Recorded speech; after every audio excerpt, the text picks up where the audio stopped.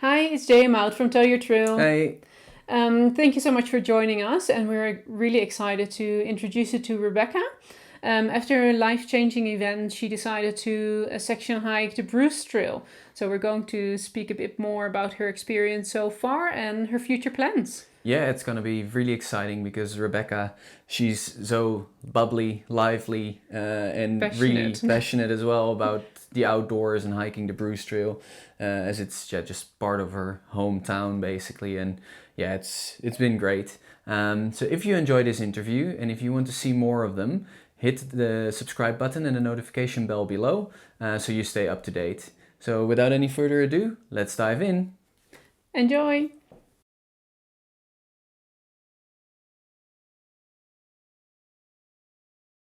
Hi, Rebecca. Welcome. Thank you very much for being here with us and having a chat about hiking. Hmm. My Um, pleasure. Glad to be here. yeah.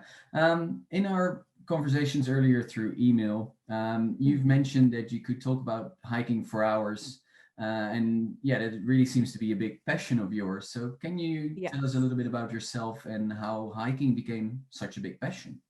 Yeah, for sure. So, yeah, when you say I could hike, I could talk about hiking for hours, I think it's just because it is right now, I feel like it's one of the thing that maybe makes me happiest. And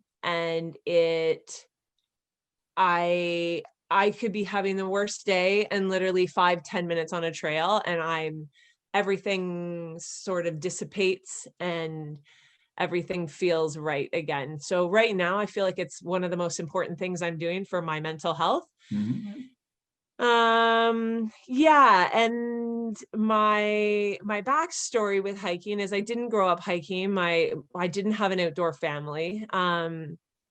But I s- we live in an area where there is the Bruce Trail runs quite close by to us. Mhm. So when we moved there, we started visiting and hiking on it, just doing little bits here and there. And it was so special and so important. And then, yeah, I had a really big, how can you call it? I had a big switch in my life in January 2017, which I can tell you about. Okay. And that is when I sort of set out this goal to hike the Bruce Trail. So, yeah, do you want me to sort of explain a little bit more about that for you? Yeah, if you want to share that with us, Okay. yeah. Yeah. Yeah. So basically 4 years ago, I had two kids, a 2-year-old and a 5-year-old, and I had gotten myself really overworked and I had gotten really sick. I had cold after cold. Mm. I had pneumonia, I had laryngitis and bronchitis, and I was really unhealthy. I was really overworked. I was burning out, and we went on a trip to Mexico and we were gone for a week, and I couldn't even tell you anything about that trip. I spent the entire time in the bedroom of the hotel, like very, very sick. So we got back and I actually just prepare yourselves for this, but I actually had a cardiac arrest, which is when your heart stops Yeah. beating. Yeah. And I was like vital signs absent for upwards of 5-6 minutes. And I was out in public. So I had somebody did CPR and they shocked me with an AED and essentially brought me back to life. Wow. And I, in that moment, was taken to the hospital. I was in the hospital for a couple of weeks while they tried to figure out what was going on. It turns out that I had a predisposition to a heart arrhythmia called long QT wave syndrome, which I had just never known about, but I had just gotten so unwell. And then I had been taking some medication that also was not good for somebody with this arrhythmia, but I didn't know. Yeah. And yeah, so I was 36 years old and I was basically kind of given it sounds cheesy to say, but kind of given a second chance on life. Yeah, for sure. Yeah. And yeah, so so that happened. Then also at the same time, my career is in fitness. So I'm a fitness and wellness professor at a college here in Ontario. I was writing a book about fitness. Like, fitness was my life. I've worked my whole life in paramilitary fitness, which is fitness that's directly given to military or police officers or fire. So that was sort of my niche. And it's very high intensity fitness. So after this cardiac arrest, everybody sort of was confused, because was like, oh, you're so healthy and you're so fit and you're so young, and this doesn't make sense. And I really had to sort of evaluate what fitness meant to me. And at that point, I was really staying fit for my job. And I was really sick because I was working so hard, and I had these 2 small children. And I made the decision to sort of stop. Mm-hmm. And I was also put on a lot of restrictions. Like, I couldn't be alone. I got an ICD implanted, which is a defibrillator that is now set to shock me if it ever happens again. So I had that surgery. I wasn't allowed to drive. I wasn't allowed to do anything where my heart rate went over 175 beats per minute. So I was really restricted. So it was basically, they told me, just stop, stop doing everything. Let's get you healthy. And it was just what I needed. It was perfect. It was perfect timing. But I said, I need some sort of goal. Like, I need something, because fitness is so important to me. Like, so obviously I'm not going out and running like an Ironman, or I'm not doing like, the endurance runs or anything like that, but I need something. So we had been, like I said, going, every weekend to kind of do hiking on the Bruce Trail that was around us. And I said to my husband, what if I just set out the goal to hike the Bruce Trail? Because that is it's easy to hike. And it was already bringing me joy at that point. And so he said, well, are you going to do it like end to end? And are you going to set yourself a date to have it finished by? And how are you going to do it? And what are the logistics? And I said, no, like, I don't care. I'm not making rules, and I'm not making it so I have to do it in order, or that I have to do, like, I didn't want that. Yeah. So I ordered the Bruce Trail has an association that's called the Bruce Trail Association, and it's like a charitable organization, because they're trying to like lock in the trail. Like, they're trying to like sort of purchase up the land to lock in the trail to keep this trail. So I bought their book, I became a member, and you saw the picture. I printed out the entire thing. Like, I feel like people come by and they think I'm like, like a detective, like with my like papers all on, like I'm investigating something. But I don't know about you guys. Well, obviously you're the same, because you love trails, right? And you love seeing it accomplished. And so I would come home and I would mark off my little section. And when I started, I was just like, I did 2 kilometers. Like, the whole thing is 900 kilometers. I would do like 2 kilometers and 5 kilometers. And the logistics of it was really crazy, because like, there's no loops, so you have to do out and backs. So like, sometimes I drive like an hour to do like 4 kilometers out, 4 kilometers back. But I've slowly been working on it, and I do it on my own for the most part. I have a dog, and my dog always comes with me, and that's really special and important to me. Yeah. And then like, sometimes my kids would come, sometimes a friend would come, but it was always something I did for me. Yeah. It was my goal. It wasn't something I shared. I'm not on social media to any big extent. I wasn't blogging it. I wasn't, showing pictures. It was just very like, it's very personal. And it feels so good.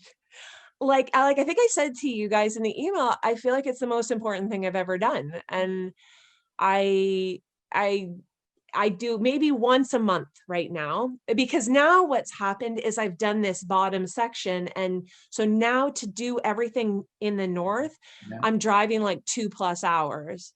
Yeah. So I have to go with my husband, and he has to drop me, and then he goes to the end, and I do like 20K to make it worth my while.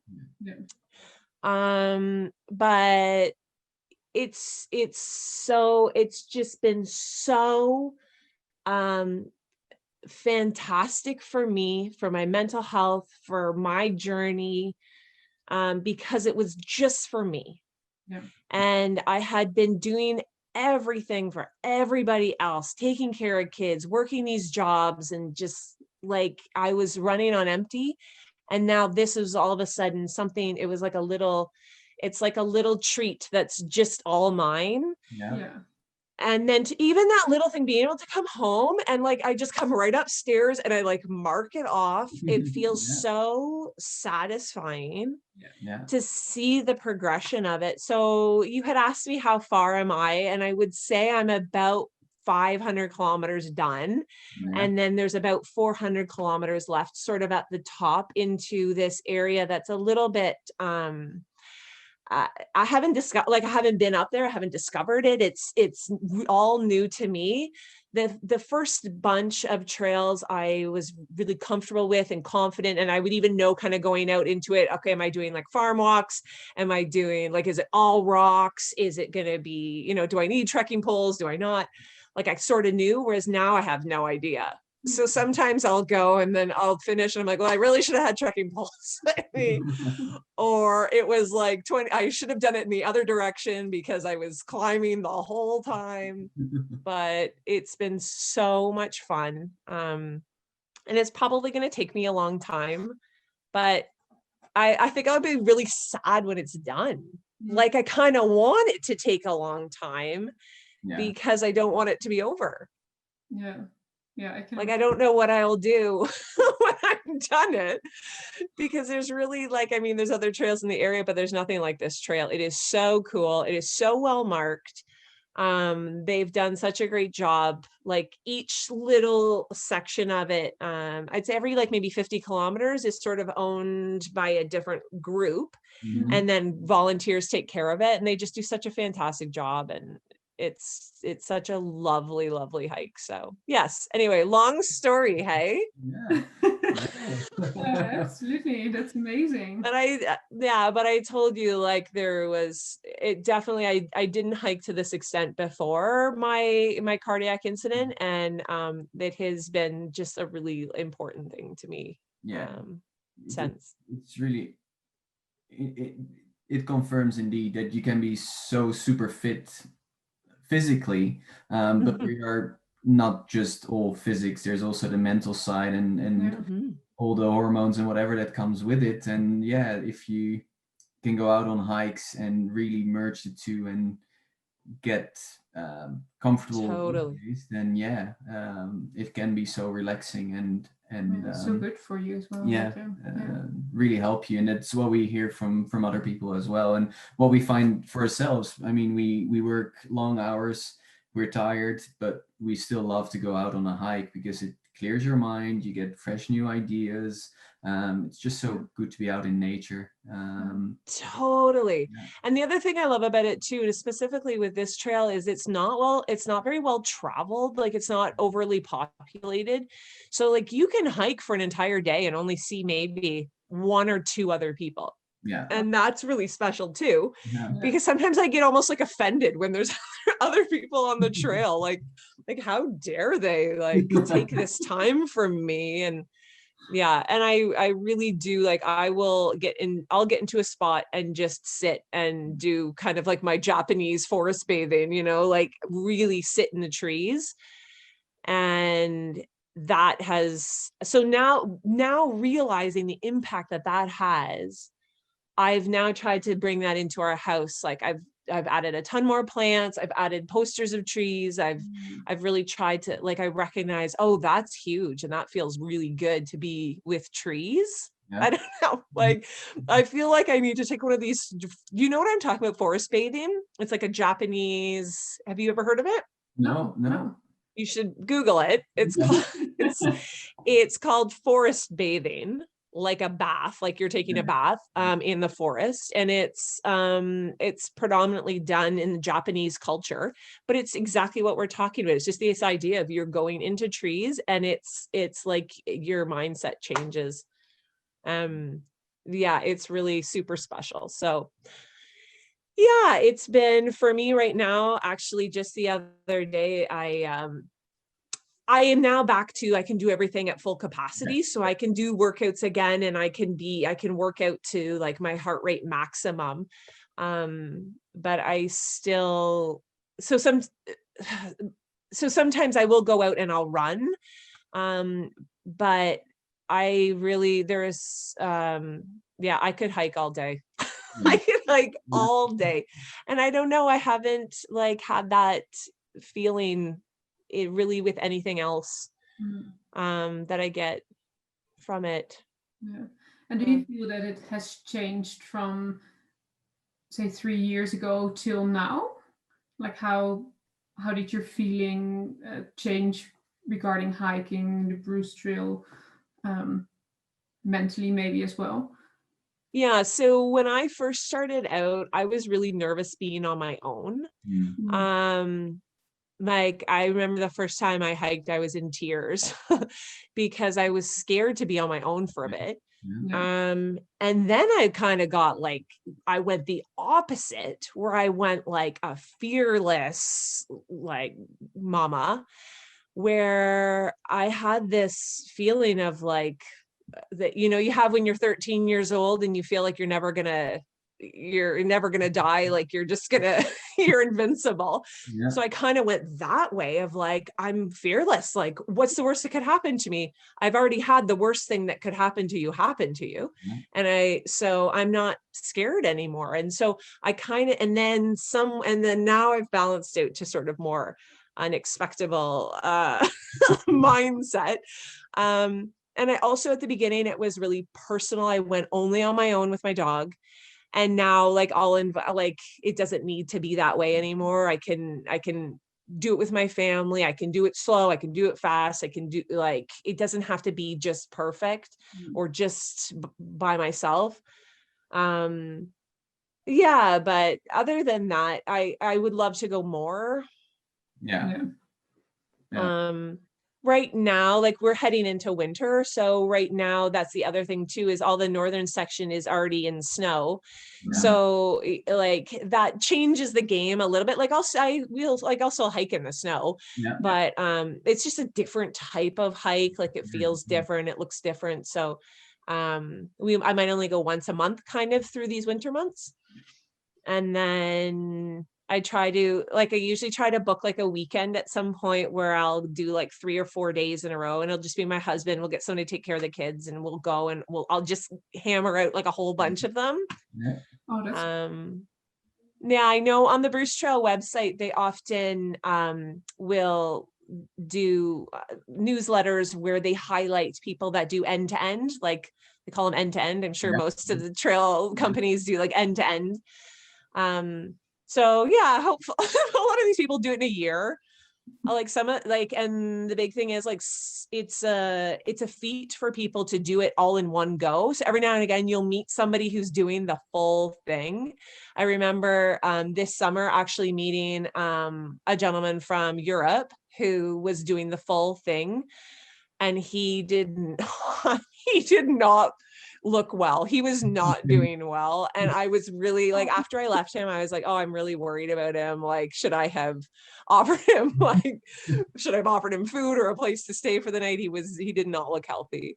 And then I met another guy in the fall who was doing an end to end, and he was again like 20 years old and just had his tunes on and just like He was like, "Hey," like doing 30K a day, and he was probably about 20 days in, and he was still doing great. Like, Yeah. so it's funny meeting these people. And then like sometimes you'll meet, like my favorite is meeting older ladies, like I would say 65, 70 plus, and who are out hiking. And that just makes me so happy. And I stop and I'll talk to them forever, because I said, that's what I want to be. Like, I want to be you when I'm 75. I want to be out here hiking. Like, I love that. So yeah. It's the ultimate goal, right? Reaching that Right?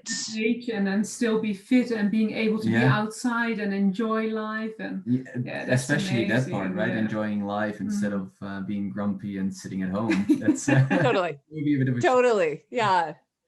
Yeah. Have you guys noticed like the difference now with COVID and hiking? So over here, when in March, when it first became, so we kind of went into quarantine like the middle March, and the Bruce Trail actually put up, because I got excited, like, oh, I'm just gonna go hiking like every day. But the Bruce Trail put up notices saying we would rather you not, just while we figure things out. And they actually had a lot of entrances and exits to parking lots like cordoned off, so you couldn't. And I'm a huge rule abider. Like I don't like breaking rules. So I held off on hiking. But even now, like sometimes people will you'll be coming along and they'll pull right off, like meters off the trail. And that feels weird sometimes. I don't know if you guys feel that way.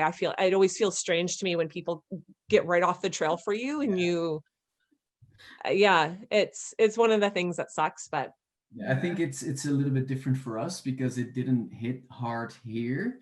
I mean, knock wood. There's an outbreak currently, which in Sydney, which has been quiet for months. But okay. It's for us there was just a short period of preferably don't go out, stay near your house. And national parks were closed. Yeah. But a huge part of the hiking trails around the Blue Mountains, which is near to us, was closed off because of huge forest fires last year. Right. Trails are still closed. And you can still see the devastation for sure. But no, for us, I think it's not that bad. We did hikes since, and it's just busy out on some of the trails, and people are just having fun and just mind their not really being so overly panicked or I think there's a difference now as well as last year, for example, where of course, especially in the Blue Mountains, which is near Sydney, so there's normally there would be a lot of tourists, and that's not the case at this stage. So while you go out hiking now, most of the people that you come across are locals, though more maybe still from around Australia, but not as much tourists anymore. So I think that helps as well. Having the idea that there's less chance that someone is infected anyways. Cool. But are the hikes, is the Bruce Trail open again currently, or? So it was probably maybe like 2 months. It was just sort of during that time where everyone was trying to figure out what they were supposed to do, and they're trying to do the right thing. So it's open now. The only thing is like some conservation areas are closed, and so the Bruce Trail will run through quite a few conservation areas, and you kind of would use that for parking. So that looks a little bit different, but we're good parking on the side of the road, and I'll just kind of go off track a little bit to get in. Like, it doesn't bother me. We don't need to use parking lots, but otherwise it's open. And you mentioned in the beginning that your sections were a bit shorter. You were getting into it, and now you're doing the longer sections. Did your preparation then change in the gear that you take with you? Yes. Hold on. I'm gonna have to think about that. That's a good question. Yeah, so if I were to go out right now, my favorite distance is 15 kilometers. I love 15 kilometers. It's just, for me, it's just the right amount. I find anything kind of over that, I start getting creaky, like the knees get creaky and like the hips. So that would sort of be my ideal amount. And for that, I just take my Camelback, and like a bar and an apple. I take my keys, my license. I have a little card from my ICD because if it were to ever happen, I feel like it's good for people to know that I have it. Yeah. Yeah. And that's it. And then, but yeah, when I was doing the shorter distances, probably just take the same. Yeah. Probably just had water, an apple, a bar, my keys, and my phone. Yeah, like I'm never, and I don't stop. So it's something I'm working on. I'm trying to actually tell myself to stop. But I had it set um before, like I would put my kids into school and I would have 5 hours. So it was like a 1 hour drive to get there, a 1 hour drive home. So it's like, okay, now you have 3 hours, and it's like, you got to go, because I would have to get home to pick up my kids from school. So I would make as best use of my time as I could.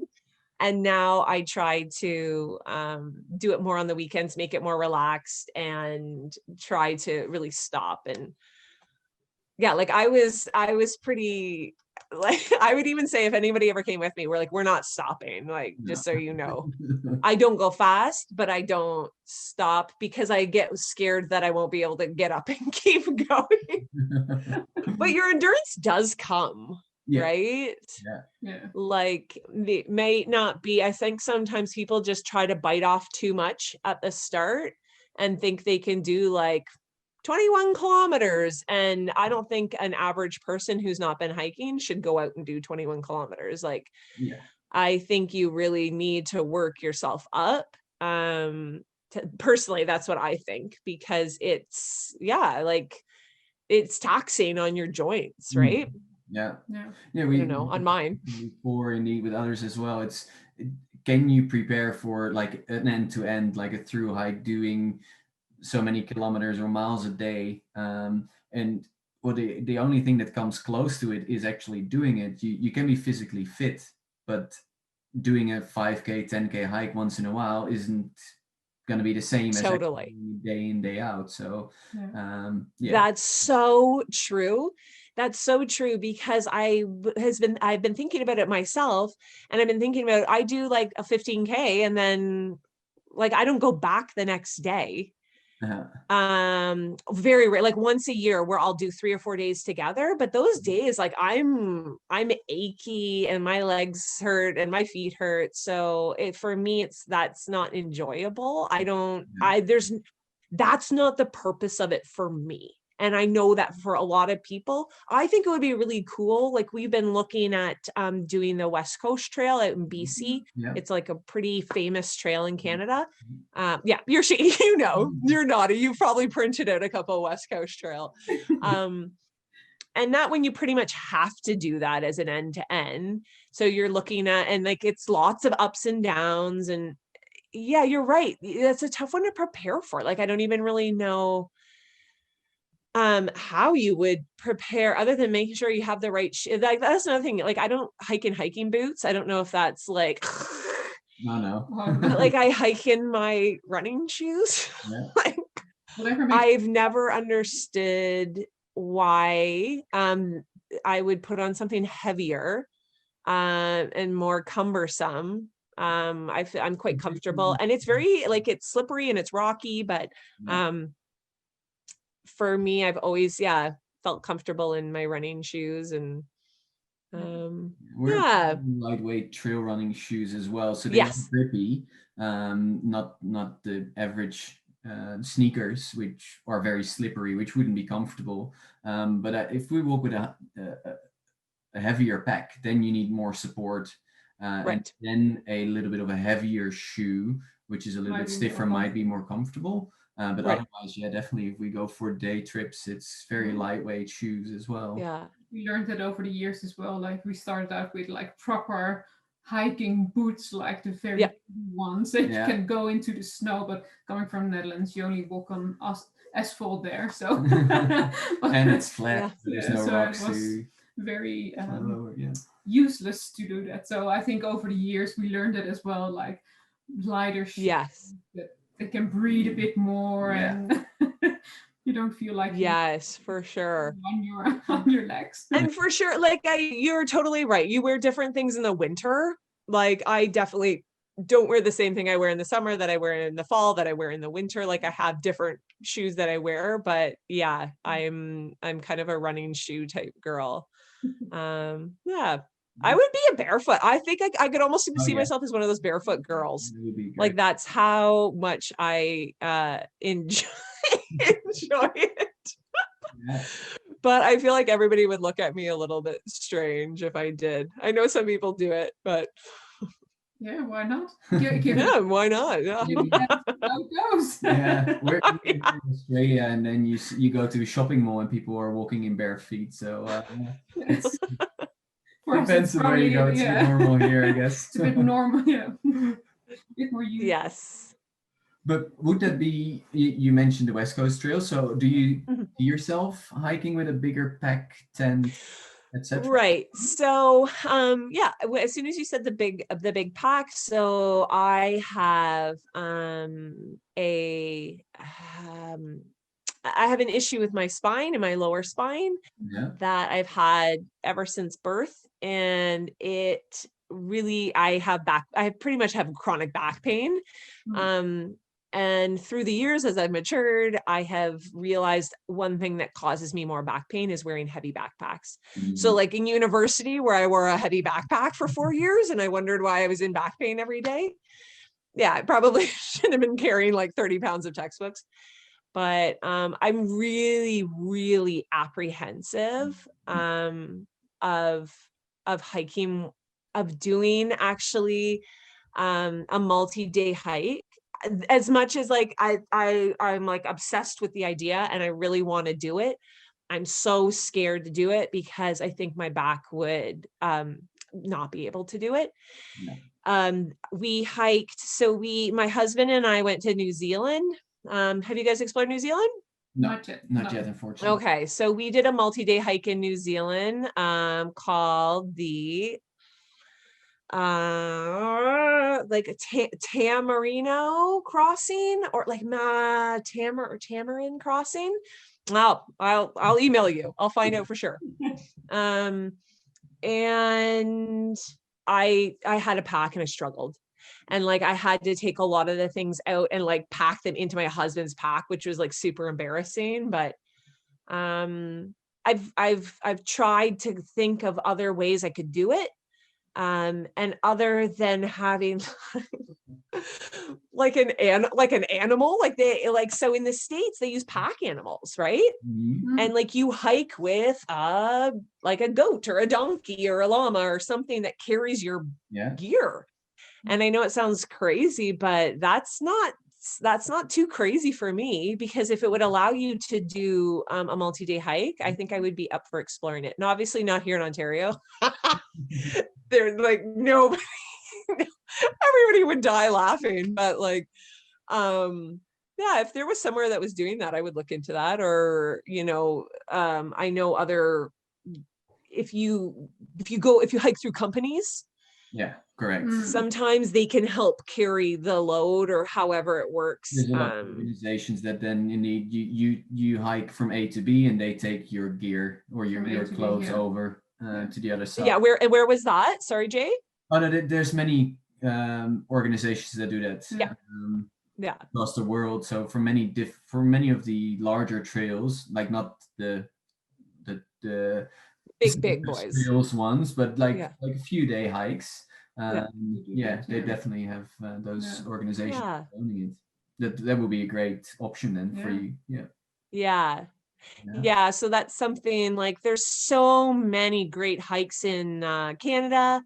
So there's the West Coast. There's also we have like an East Coast trail. And I mean, out in BC too, like there's all sorts of trails in BC. There's like the Nootka Trail, which is also right close to the West Coast Trail. But then out in like Newfoundland on the other side, you have these like glaciers and like these cliffs, and that's the East Coast, and they have all sorts of really cool trails there. There's just so much to explore, and we can't go anywhere right now. That's true. What would you prefer, like the serious mountains from British Columbia, or more the forests, or? Oh,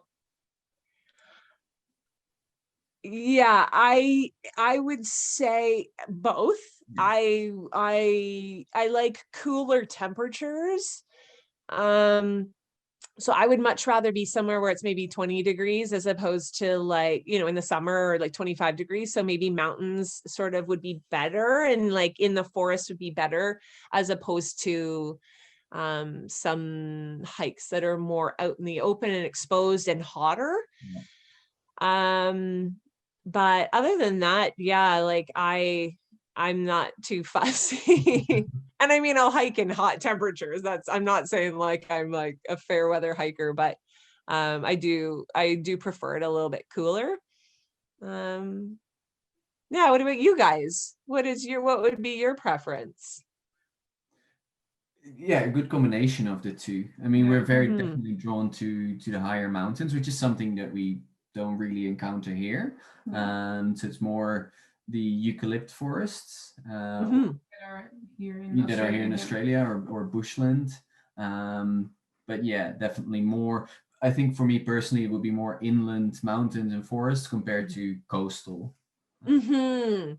Yeah, the big thing about the coast is then the weather, right? Like, so, and I guess the same with mountains, actually. I did a trip we went out to Alberta, a girlfriend and I, and we hiked in and around like Banff and Lake Louise and Jasper and that whole area, just doing day hikes. And everybody warned us, we were going in this, I feel like you already know where this is heading. Everybody warned us, like with the weather changes in the mountains. And I would never have believed it had I not been there and seen it, and been like in a tank top and shorts, and then pulling on it, like 10 minutes later, pulling on like down jacket and hat. I like was blown away. I thought that was so cool. Yeah. Met it with you, though. Yeah. So you were prepared for that? Yes, we were prepared for that. Yeah. Actually, it was funny because the girlfriend that I went with is a photographer. So she had her pack full of all of her gear. Yeah. She had tripods, and she had the lenses, and she had everything. And then, and like, I realized later she was carrying like 40 pound bag. And here I just had like my lunch and like my water and my jacket. But that was really cool. We got some really cool pictures for her, and so that was a fun little trip. So hopefully to do more trips like that in the future. I like going, and sometimes it's nice just to be able to go with a girlfriend or a friend. Though I love my family, and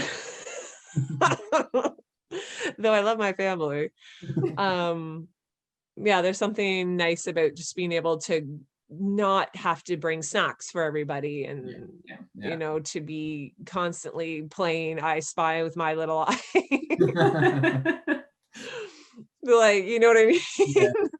Is it you want to have your kids experience, so much more outside and sitting indoors? And yeah, so when I was 16, I went on an exchange to France, and I spent time in Chamonix. Yeah. Like at the base of Mont Blanc. I had no idea. I had no idea where I was and how cool that was. And I look back on my 16-year-old self, like just so upset that I didn't realize what I had in front of me. And I haven't been back there since I was 16. And I said to my husband, I would like to take, because my husband's never been to Europe. I would love to go there with the kids, because we all know, like, we speak French as well. So we would be comfortable. I felt very comfortable in France, and I'd be comfortable there with the kids. And I think it would be really cool to do that Mont Blanc, like that Alps hike. Yeah. And I think that would be something that they could do in a couple of years. They're both really athletic and spend a lot of time outside and hiking. And yeah, like you had mentioned, yes, that's how we're raising them to be. Yeah, and I could go on and on about that, but yes, that would be definitely, that's two completely different trips, right? A trip like that with your family, maybe kind of going hut to hut. And then another trip with like a friend where you're doing kind of a multi-day, like a West Coast trail. I think that would be a lot for kids to do. I don't even know if they allow kids to do that. Not sure. My guess is they probably don't, like 13 and under probably wouldn't even be able to do that. Yeah. I saw an article the other day about a family that hiked, I think it was the PCT. Like they had 4 or 5 kids with them, quite young. Yeah. I was like, wow. So there you go. I think kids, the one big thing that I noticed, and I noticed at a very young age, like 3-4 years old, that they can do way more than we give them credit for. And the big one is, if you've ever watched a child, like a 5-year-old or a 6-year-old, run up a hill, and then beside them watch their 40-year-old parent run up beside them, and you see how easily they get up. They get up in 2 seconds. They're not out of breath. They're up at the top and they're dancing around. And then the 40-year-old's like, going up all, slow and uncomfortable. And then people will say to us, oh, you take your kids on like 15-kilometer hikes? It's like, yeah, they're not the ones struggling. Like, they're fine. You bring food and water, they don't tire out. It's us that's all crunky, and like, they're often waiting for us. You know what I mean? Yeah. So I think a lot of times people just don't realize what kids can do. They think that it's too hard, or the amount of times we'll hear people, it's like my husband and I's biggest pet peeve is hearing people yell like, be careful. Yeah. And so we've tried to really like use words like, oh, that rock is wet, like that, the rocks are wet. So then it's like, okay, what does that mean? And how do I now change, as opposed to just yelling like, be careful. And then they're like, then they don't want to move, and they don't want to do anything, and they don't want to try anything. So we are really trying to foster them learning their own risks, and like, and we have like a grading system, like bumps and bruises, trip to the hospital, or death. Like, how bad is it? And they'll go, this is good. This is like a bumps and bruise trip to the hospital. And I'm like, okay, if you think it's okay, go ahead. Yeah. The cool thing about the Bruce Trail is it's set along the Niagara Escarpment. So the Niagara Escarpment is just like a shift in like our landmass in Ontario, I guess, where it just shifted and it's all cliff. So a lot of this trail is either right on the top of the cliff, right on the bottom of the cliff, or moving between the two. So lots of fun, like ladders, lots of fun, like rock jumping, lots of like crevasses that you could go caving. The people are always caving. This is where a lot of people in Ontario do their rock climbing, is along different faces of this Niagara Escarpment. And like, how fun is that as a kid to be able to run and play and explore on that? Like, and we often talk about like where we should go, like, oh, we should go to France, or we should go to Newfoundland or BC. And we have this really cool thing that's like literally 10 minutes from us and in our backyard. And we're so fortunate. And I think sometimes we're so looking to try to get away and go somewhere new and see these new trails. And we forget like how neat this place is. We just did a section maybe about a month or so ago that was literally all caving, and And like at one point, and we stopped and we got to the top and we sat on a rock and we looked out, and I said, like, people come from like hundreds of miles around to this. And Yeah. like when we think about leaving and checking out other places, we don't even realize that this is like right in our backyard. So Yeah. it's been really cool that way to Yeah. be able to check it out and experience it, and lots of cool stories along the way. Yeah, no, definitely. I guess that there's a lot of people in Ontario and even so closer to the escarpment that are like, I've never been there. Totally. It's the same here. I mean, Blue Mountains is a beautiful area. There's a lot of hiking trails. There's a lot that you can do, and yeah, it's breathtaking. But so many people from Sydney, which is not even a 2-hour drive, They're just like, "Oh, have never never been been there. And they, Right. they grew up in that area. Well, for us, it was the first week that we were here. We were out there checking it out and hiking. That's awesome. So it's interesting. It's so cool because then you meet the community of people that are going there, and you like, so yeah, that's really cool that you were able to find that. Yeah, I would completely 100% agree with you.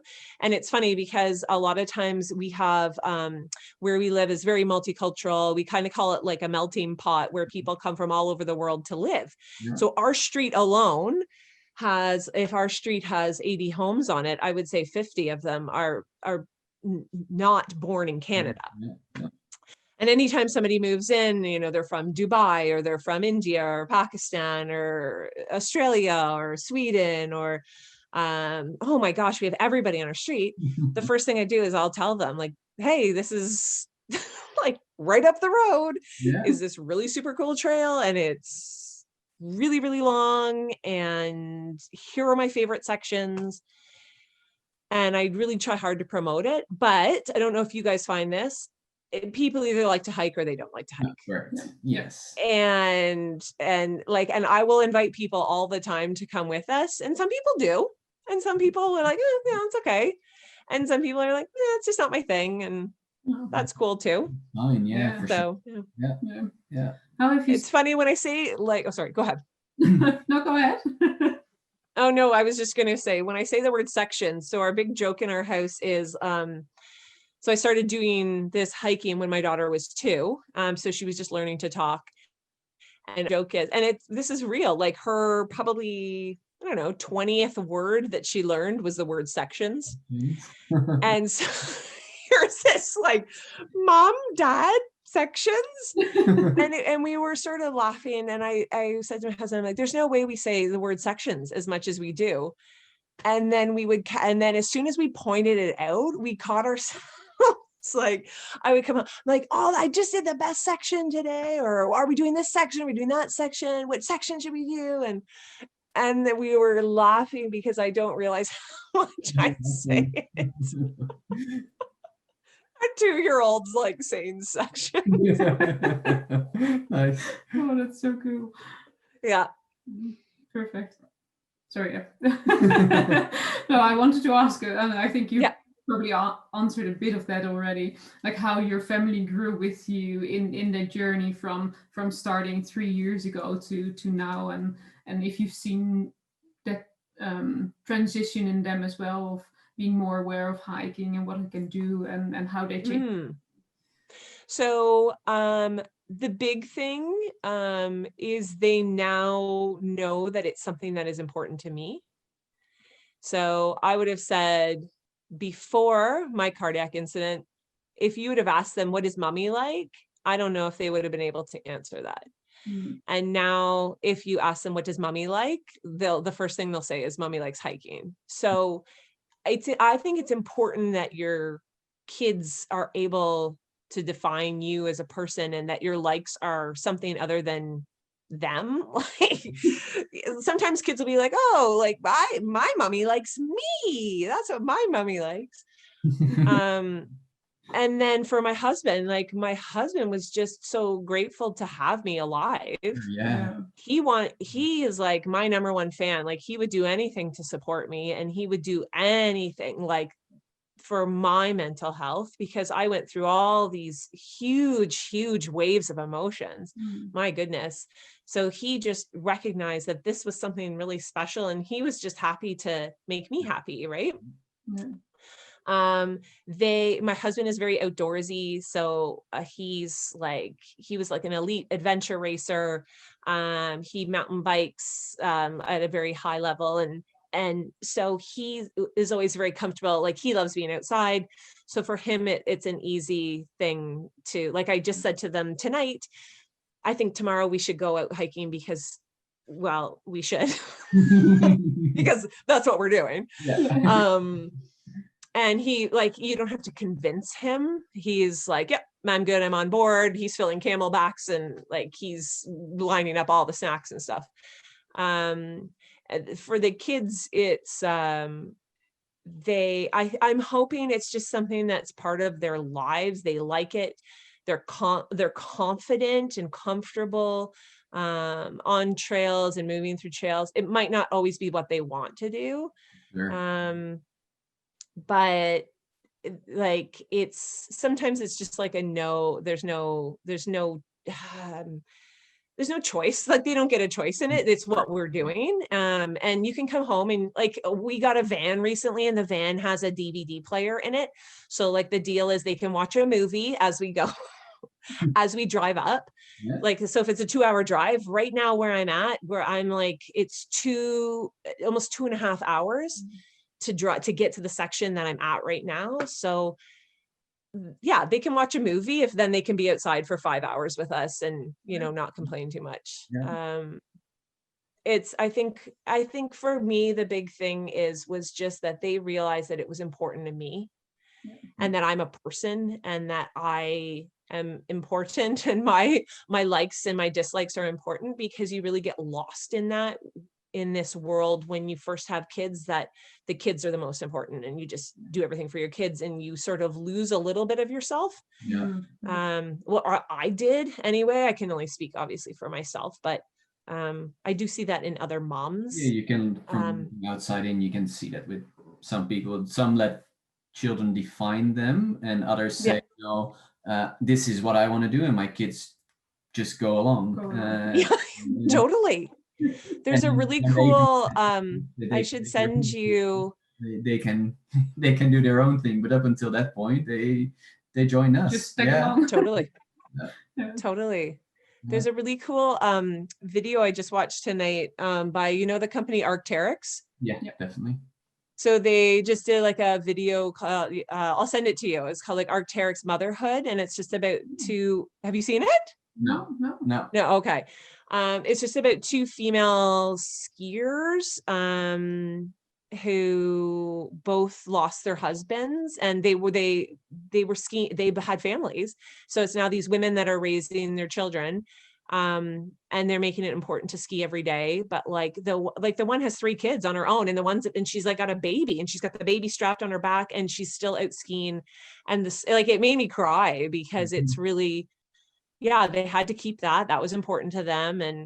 And it's like the kids are kind of something, you saw the kids, like you see at one point she's like pulling the kid behind her. But yeah, anyway, it's a good little video. I highly recommend. It's like I'll send it to you. It's cute. Yeah. Nice. Thank you. Yeah. Cool. I think I have one more question on my mind. So how do you choose your sections? Are they really going from south to north and you follow the sections along, or you just look at like what the weather is like or what the conditions are like and pick it from there? Great. Yeah, it's a great question. So actually, when I first started, I put the whole map up on my wall, and I actually went ahead and I marked off all of the ones I'd already done. Because again, like I said, I wasn't doing this with rules. And I said, as long as my body has passed through it, that counts. Yeah. So I started by just looking at it and marking off a whole bunch. Then what I did was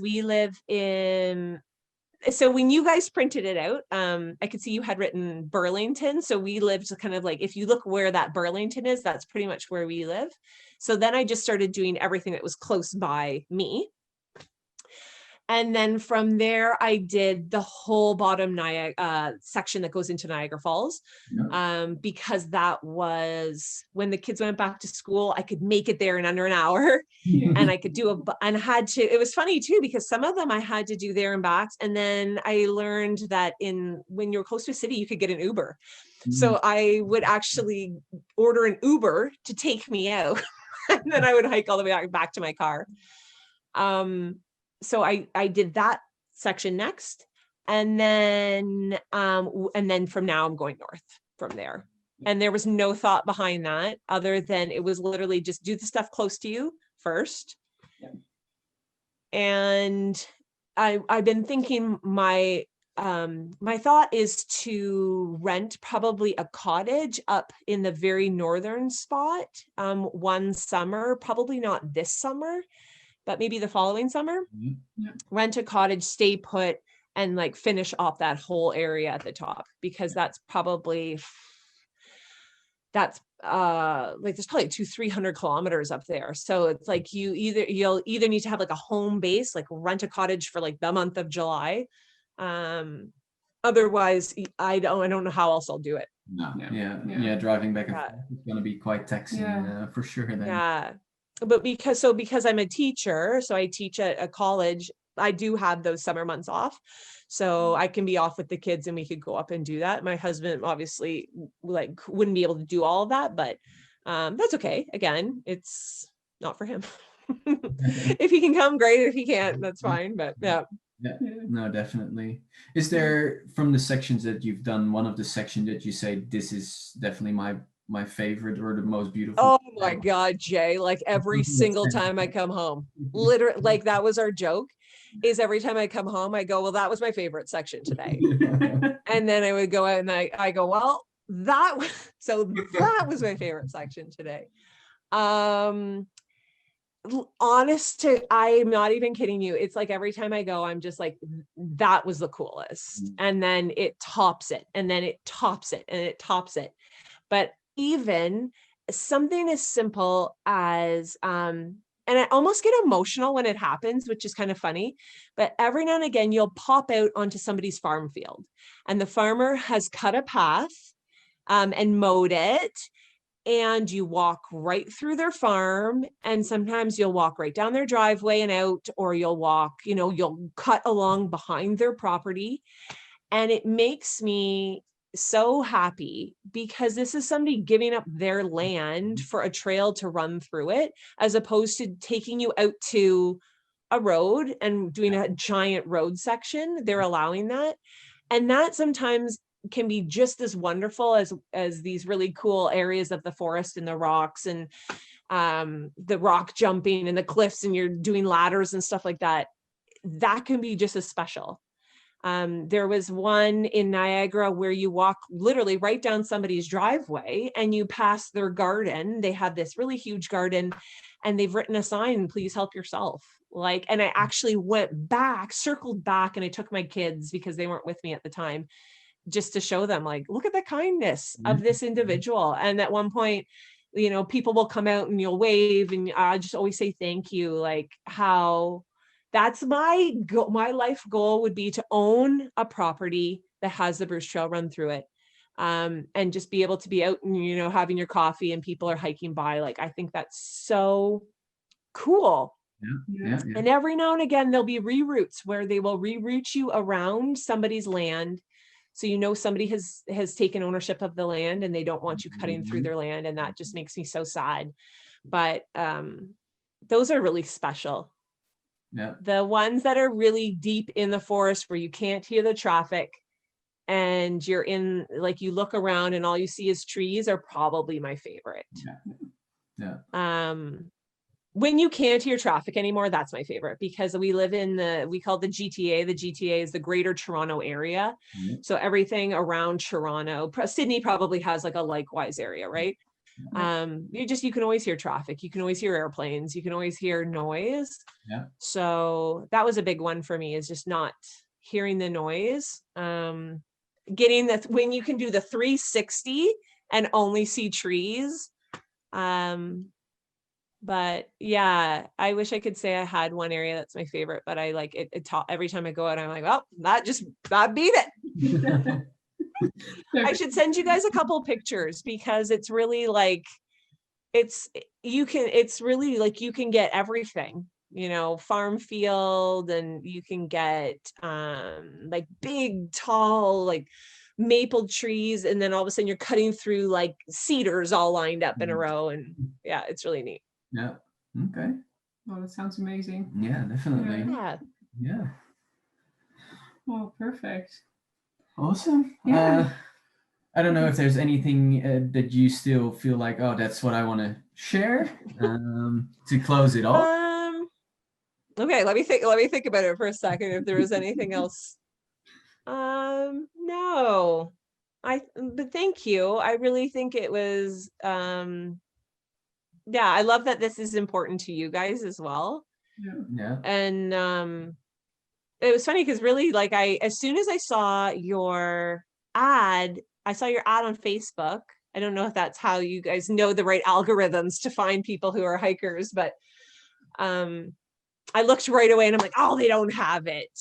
And then that was maybe about like, when did you guys first, maybe like a year ago?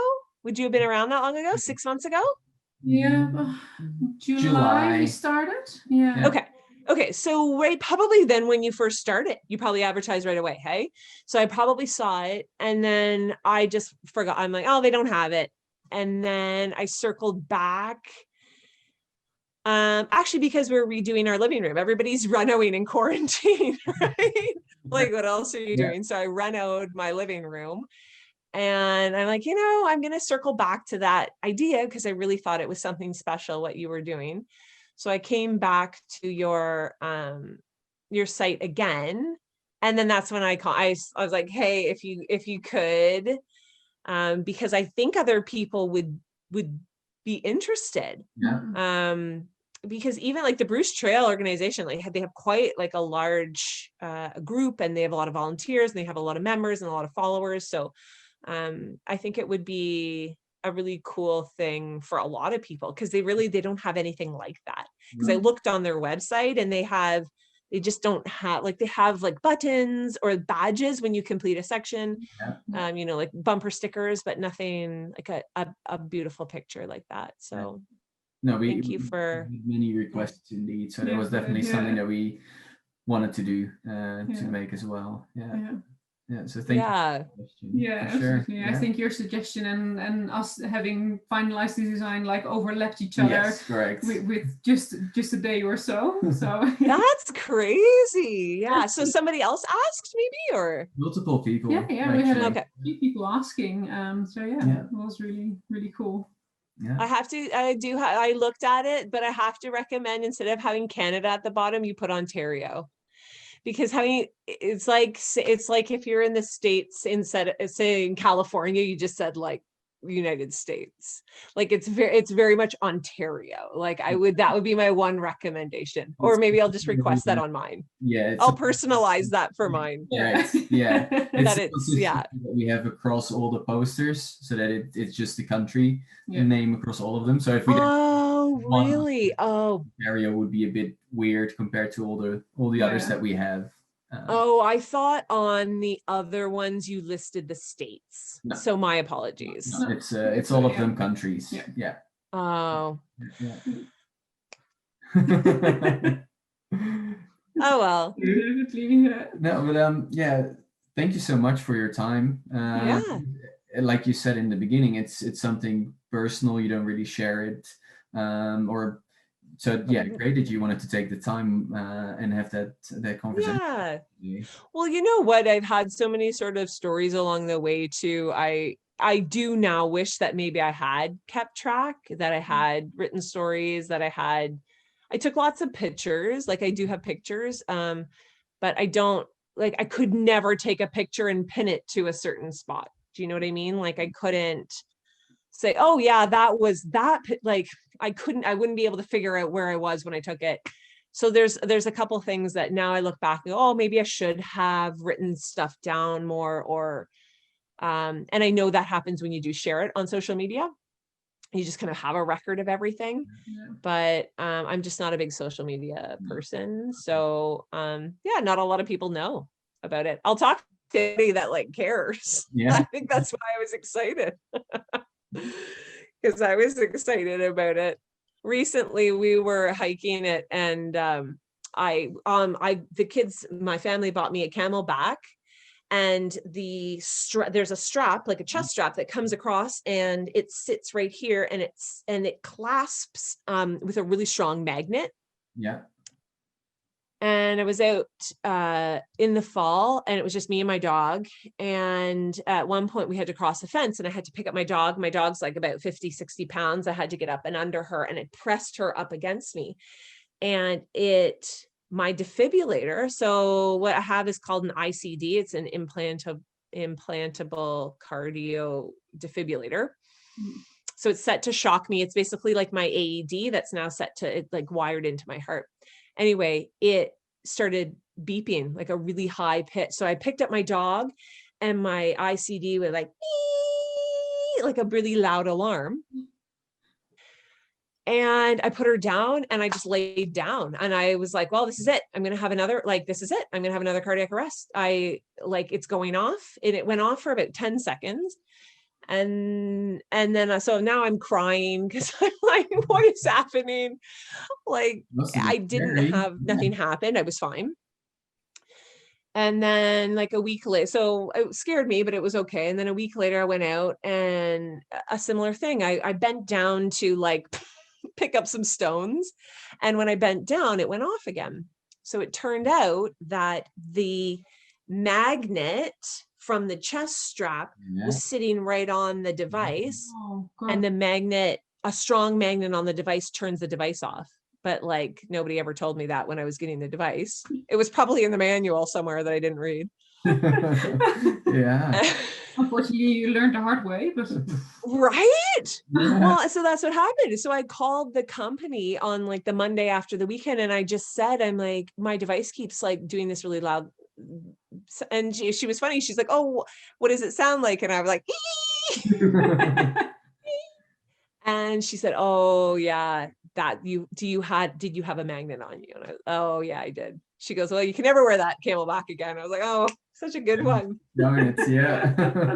Oh, yeah. A lot of brands are switching to a magnetic clasp right on the that It was so nice. I really liked it right up until it was not appropriate for me to use. No.